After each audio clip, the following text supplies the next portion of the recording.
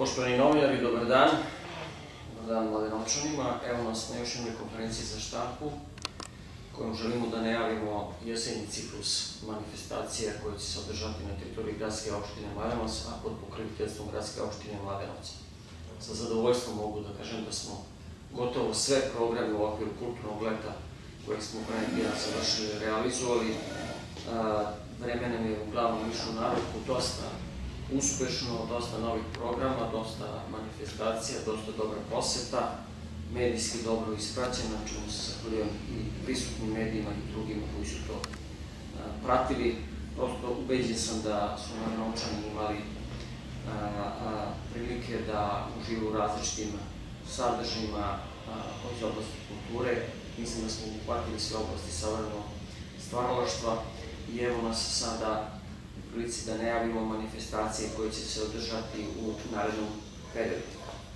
Prva od tih manifestacija koja će se održati u subotu u Kružačevcu jeste manifestacija Kosmetski kazan.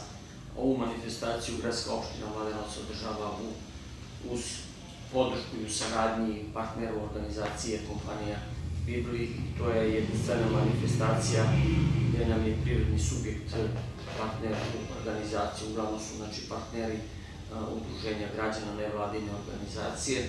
Ovdje imamo jednu specifičnost koja opet daje svoju, da kažem, posebnu dimenziju ovoj manifestaciji i zbog toga on ima jedan poseban značaj i uveren sam da će ovaj primer slediti i neki drugi privrednici. Predsjednik organizacionog odbora je gospodin Gregor Bugeninić, inače direktor kompanije Bibli, i o samoj manifestaciji i ono što nas očekuje, on će nas u tome poznati. Gospodin Bugeninić, izvolite. Hvala.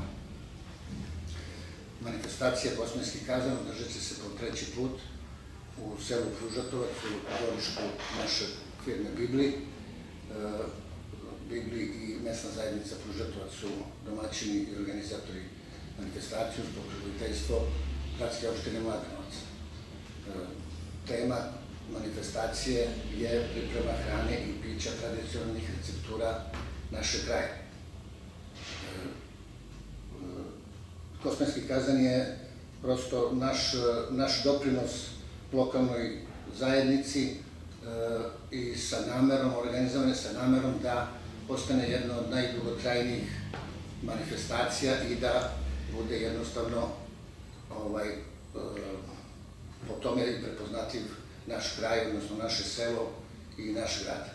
Očekujemo više stotina gostiju, kako je bilo i prethodna 2 puta, i pozivam, bit će u okviru manifestacije, bit će i degustacija hrane i pića koje se pripremaju u kazanima i nakon toga i kulturno-umetnički program gde će nam gosti biti 2 kulturno-umetnička društva i Rošer etno band.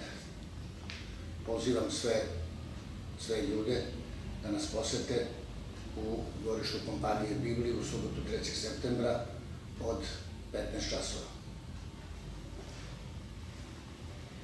Hvala gospodine Bugeniniću. Pa evo, još jednom da ponovimo, znači subota 3. septembar od 15 časova, kompanija Bibli, imat ćemo prilike da uživamo u različitim ukusima i mirisima, kao što je gospodin Bugeninić rekao, da sve to probamo.